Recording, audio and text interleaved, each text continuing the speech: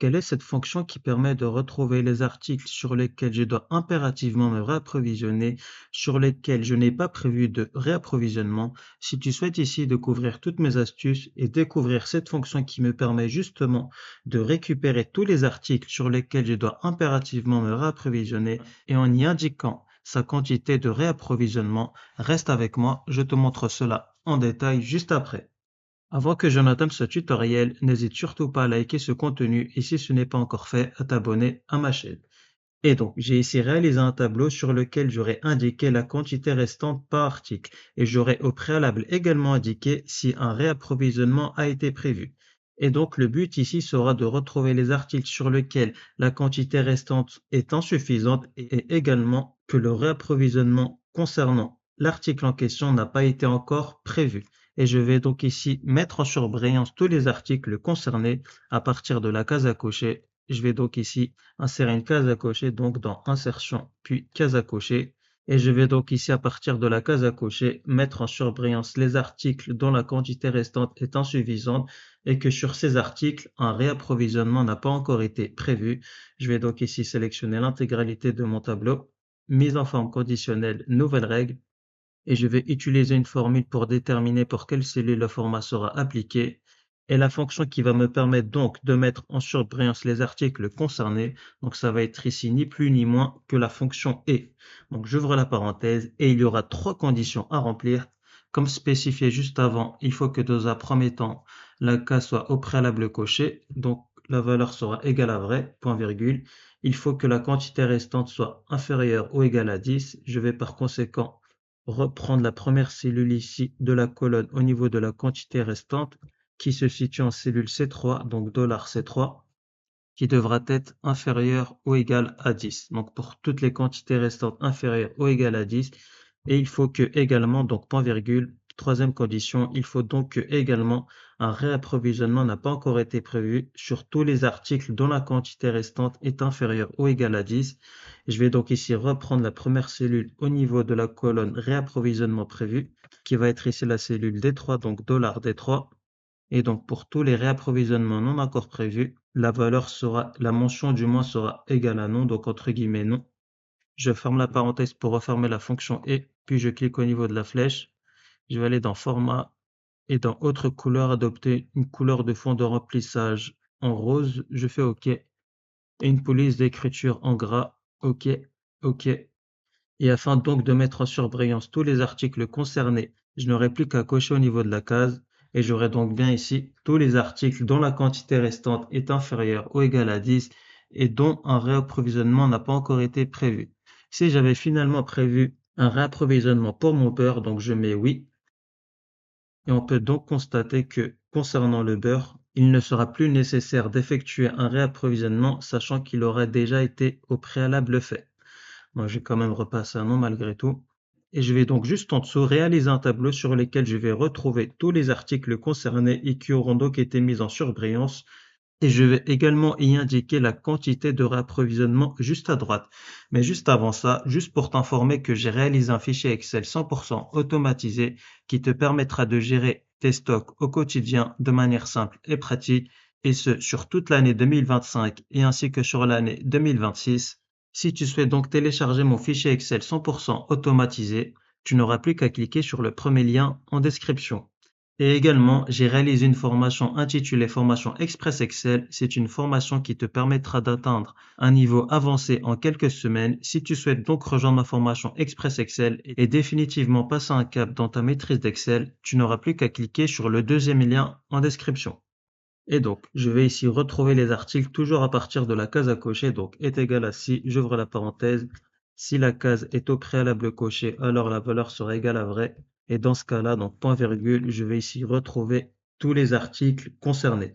Et donc, je ne souhaite ici récupérer que les articles. Je n'aurai pas ici spécialement besoin de la quantité restante et de savoir si un réapprovisionnement est prévu. Donc, tout en sachant que le réapprovisionnement est nécessairement prévu, je ne vais donc pas récupérer la troisième colonne et ni même la deuxième. Je vais par conséquent ici utiliser la fonction choisir colonne pour ne récupérer uniquement la première colonne du tableau. Il faut donc que la quantité restante soit inférieure ou égale à 10. et sur lequel le réapprovisionnement n'a pas encore été prévu, je dois par conséquent effectuer un filtre. Donc, je vais ici utiliser la fonction filtre. Donc, mon tableau ici, ça va être l'entièreté de mon tableau, point virgule. Et là, je me retrouve au second argument de ma fonction filtre. Et je devais inclure donc que les articles dont la quantité restante est inférieure ou égale à 10 dans un premier temps. Donc, ça va être ici, entre parenthèses, toute la quantité restante qui devra être inférieure ou égale à 10. Donc, je sélectionne ici toute la plage de la quantité restante. Je ferme la parenthèse.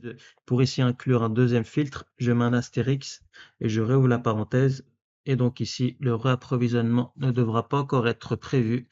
Je vais donc sélectionner l'entièreté de la plage concernée et dont la mention devra donc être égale à non. Je ferme la parenthèse, point virgule si vide, donc un résultat vide. Et là, je referme ma fonction filtre, point virgule. Et là, je me retrouve au second argument de ma fonction choisir colonne. Et comme je n'aurai besoin que de la première colonne, je mets donc 1.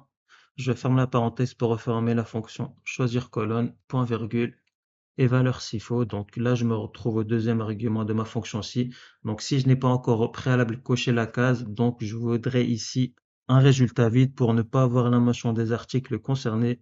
Ça me permet ici donc de voir dynamiquement tous les articles concernés par un éventuel réapprovisionnement. Donc j'ouvre les guillemets, je ferme les guillemets, je ferme la parenthèse et je valide.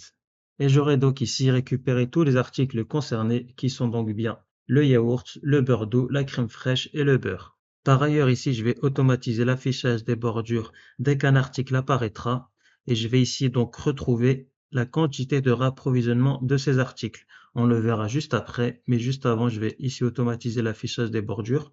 Donc, je vais au préalable sélectionner plusieurs cellules dans le cas où mon tableau se prolongerait par l'ajout de nouvel article à se réapprovisionner. Et je vais donc aller dans mise en forme conditionnelle, nouvelle règle, utiliser une formule. Et donc là, pour automatiser l'affichage des bordures, il faut qu'un article soit indiqué. Donc ici, la première cellule où est indiqué le yaourt nature, donc ça va être ici la cellule F7, donc est égale à $F7, qui devra être donc différent d'un résultat vide. Je clique sur la flèche, format, et dans bordure, je sélectionne contour, je fais OK.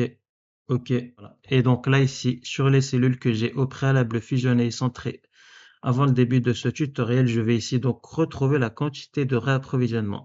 Et la quantité de réapprovisionnement se fera en adéquation avec la quantité restante.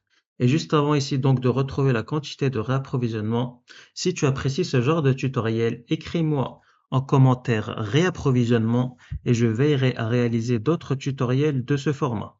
Comme dit précédemment, j'estime que je dois impérativement me réapprovisionner quand la quantité restante sera inférieure ou égale à 10. Et afin ici de retrouver la quantité de réapprovisionnement, j'estime donc que je serai en quantité suffisante quand la quantité restante sera ici supérieure ou égale à 20.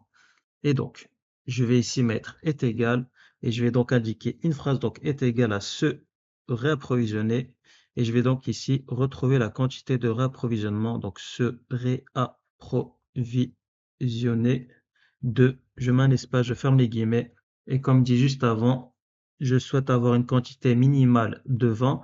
Donc pour cela, je dois ici retrouver la quantité restante par article. Et donc concernant mon yaourt nature, étant donné qu'il m'en reste 5, j'estime donc que je dois me réapprovisionner de 15 yaourts nature afin que je sois ici à un stock minimal de 20 yaourts nature. Et pour ici retrouver la quantité restante de mon yaourt nature, donc je ne vais évidemment pas faire ça manuellement, mais je vais ici plutôt utiliser la fonction recherche X. D'ailleurs, je mets l'esparuette et j'utilise la fonction recherche X. Donc la valeur cherchée, ça va être ici mon yaourt nature, point virgule. Le tableau de recherche, ça va être ici mes articles, point virgule. Et là, je me retrouve au troisième argument de ma fonction recherche X. Et le tableau renvoyé va me permettre donc ici de retrouver les résultats souhaités. Et le résultat souhaité doit être la quantité de réapprovisionnement pour atteindre une quantité suffisante de 20 yaourts nature, en l'occurrence ici pour mon premier article. Je vais pour cela donc faire 20 moins la quantité restante. Et là, je sélectionne toute la plage des quantités restantes. Et ici, via la fonction recherche X, cette fonction va retrouver la quantité restante de mon yaourt nature. Je ferme la parenthèse pour refermer la fonction recherche X. Et là, je mets l'esparuette, je rouvre les guillemets pour reprendre ma phrase. Donc ici, la phrase sera se réapprovisionner de X. Donc ici, je vais pas remettre l'intitulé de l'article, mais je vais ici plutôt mettre unité. Ça va être plus simple. Unité. Je ferme les guillemets juste avant de valider. Je vais ici figer mon tableau de recherche et également mon tableau renvoyé. Et donc ici, une quantité suffisante sera de 20 pour tous mes articles. Et donc là, je valide et je clique et glisse. Et je devrais donc me réapprovisionner de 15 yaourts nature. Il m'en reste 5 qui pour à l'avant. Ça va être ici 15, mon beurre doux. Il m'en reste 6. Je devrais donc me réapprovisionner de 14 beurre doux. Ma crème fraîche, il m'en reste 9, donc 11. Et mon beurre, il m'en reste 4. Donc je dois ici me réapprovisionner de 16 parquets de beurre. Et pour donc ici vérifier une dernière fois la fiabilité de ma formule, s'il ne me restait que 7 mozzarella, alors qu'un réapprovisionnement n'a pas encore été prévu, dans ce cas-là, j'aurai donc bien en surbrillance la mozzarella, pardon, qui signifie donc que je dois urgemment me réapprovisionner au niveau de ma mozzarella. Et si je clique et glisse, car j'ai ici oublié de cliquer et glisser jusqu'à la fin, donc jusqu'ici, je devrais donc me réapprovisionner de 13 unités concernant ma mozzarella. Et donc, on a la fin de ce tutoriel. J'espère que ce tutoriel t'aura plu. Si tu souhaites télécharger mon fichier Excel 100% automatisé pour gérer tes stocks au quotidien, le lien est en description. Et si tu souhaites te former sur Excel, tu n'auras plus qu'à cliquer cette fois-ci sur le deuxième lien en description pour rejoindre ma formation. Et si ce tutoriel t'a plu, n'hésite surtout pas à liker ce contenu et si ce n'est pas encore fait, à t'abonner à ma chaîne.